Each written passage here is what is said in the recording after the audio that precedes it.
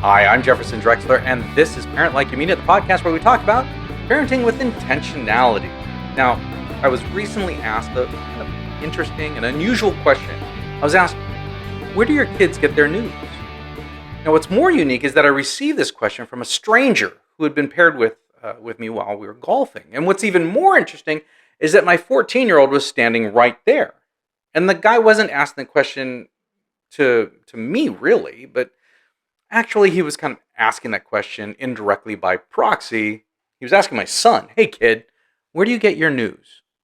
Suddenly, I felt like I was helplessly sitting in the sixth row again of my kid's spelling bee thinking, please get this answer right, son. Ask for the network of origin or the definition of the word news. Please just don't shrug your shoulders and say, or please, son, please, whatever you do, don't say TikTok. Now, when my golfing partner was what he was really wondering was, hey, kid, where do you get the information that shapes your worldview? Of course, that inquiry doesn't really roll off the tongue as easily, and it's certain to receive a reply of, oh, from any teenager. But as the conversation progressed, it became very clear that our golfing partners were very interested in what is shaping the minds and the opinions of today's teenagers. And for the next several hours, my son would stand in as the representative of all American teenagers. No pressure, right, buddy? But this whole discussion started my mind spinning in that same direction. How are my kids' worldviews influenced? And by whom? Who is influencing my kids? And how was my own worldview formed? And did I even have a clue at all when I was a boy? Now, I'm old. I know I'm old. I was raised in the 70s and the 80s, so during the height and then the fall or in the end of the Cold War. And back then, the delineation between God-fearing Americans and atheist communist Soviets, it was clearly defined. As a society, we strive to make Martin Luther King Jr.'s dream a reality, especially here in suburban Southern California.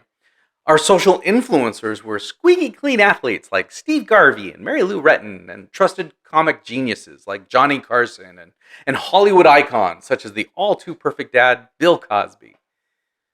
Okay, in hindsight, maybe a little transparency would have done us some good. But my point is that the overall tenor of the country throughout my formative years was one of optimism, fueled by our goal to defeat the spread of godless communism with goodness and to learn to live in harmony with one another in that pursuit. And not only were these values propagated in our media and our celebrities, but they were reinforced around my family's dinner table and in the car rides to baseball and soccer practices, kind of shaping and molding my foundational ideals of what we should strive for as individuals and as a society. That's where I got my news from. Now, to be honest, I wish that I could say that Walter Cronkite and Tom Brokaw established and set the pace of my family's discussions. But as I recall, we really talked more about what was going on in each other's lives. What were we learning about in school or out on the field or in Sunday school? And who ate the last of the cereal without telling mom? Sure, times were simpler, but were they really that different? I mean, think about it. As a nation, we faced geopolitical foes in the USSR and China. We were told that we had to give a hoot and solve the existential crises of cleaning our waterways, our skies, and repairing the hole in the ozone layer before our children would be forced to live underground to hide from acid rain. And we were taught to live in harmony with one another, acknowledging our hereditary uniquenesses while celebrating the great American melting pot that we lived in and our forefathers fought for. Okay, now that I actually say all this out loud, I'm actually starting to see some of the stark differences. You see, then we were afraid that the Soviets would attack us and our allies. And we solved the littering and ozone problems. And we broke down racial barriers in businesses, leadership, and throughout American society. But most importantly, my parents, Sunday school teachers, coaches, teachers, and community leaders, for the most part, they stood together in pursuit of all of this. If my coach reprimanded me for my lack of sportsmanship, my parents backed his play. And when my parents had strong opinions regarding the Halloween reading materials that my teacher prepared for the class, my teacher made arrangements for me to read something a little less demonic. And when President Reagan urged President Gorbachev of the Soviet Union to tear down this wall, Even when the wall was in a separate and uniquely sovereign country than the USSR, all the people influencing me and my generation stood in unison for tearing down the walls that divided us in pursuit of friendliness and understanding. You know, sometimes I really wish that my kids could experience those good old days, even if, as Billy Joel sang, the good old days weren't always good. Because today, kids across our country have teachers and school administrators who blatantly work against the will of parents. Leaders teach our kids that violence in response to their feelings being violated and disrespected is not just permissible, but it's righteous. And we no longer are a great American melting pot, but moreover, any effort that works towards peaceful tolerance, not prideful celebration, mind you, but mere tolerance, even and especially in the face of disagreement, well, it's labeled as bigotry and phobia, phobic or faux, all in the name of progress. And our kids are being force-fed these values and formative worldviews at every corner, at school, on social media, sports, entertainment. So what's a parent supposed to do? Well, we fight. We fight stronger. We fight with more patience and endurance. We fight with truth, logic, and understanding. And we fight with love, generosity, and humor. It's up to us as leaders of our households and leaders of our communities to speak up and teach our youth of all ages the true virtues of love as opposed to passion, joy, not self-centered happiness, peace, not coerced submission, and so on and so on, culminating with self-control rather than the too often promoted summer of rage or other justified screaming, cursing, burning, and violence. We need to fight by having awkward and open discussions with our kids all the time. We need to allow them to express themselves, even when they sound like meatheads, and then not simply shout them down, but walk them toward an understanding of what is objectively true. Now, look, I'm not naive.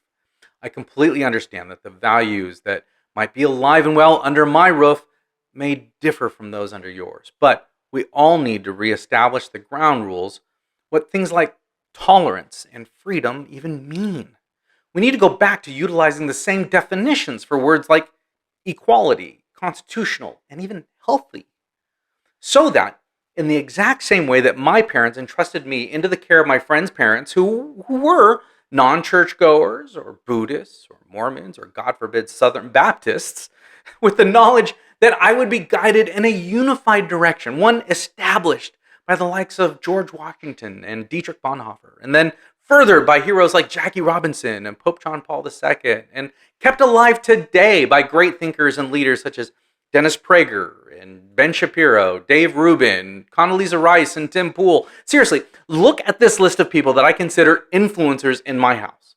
Washington, Bonhoeffer, number 42, the Pope, Prager, Shapiro, Rubin, Rice, Pool. None of them come from the non-denominational Christian backgrounds that my wife and I come from. All of them are diverse in their heritages, their upbringings, their religions, genders, and even sexualities, yet each and every one of them hold the same truths to be self-evident. And each of them contribute to my family's awkward dinner conversations in their own ways. So to answer my golfing buddy's question, where do my kids get their news from?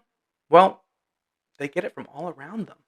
They get it from their peers, from their devices, from their entertainment, from their culture. However, they learn to weed through it all and derive truth from God and the righteous, trustworthy people that He has placed in their lives to instruct and guide them. Some say it takes a village, but be aware that every village has at least one idiot, sometimes many idiots. Others may say it takes a synagogue, but as we clearly can read, even the Prince of Peace had to throw down against his religious leaders. It takes careful and diligent, inconvenient, and exhausting work that begins before your kids are even born and continues long after they leave the house. But the rewards are bountiful.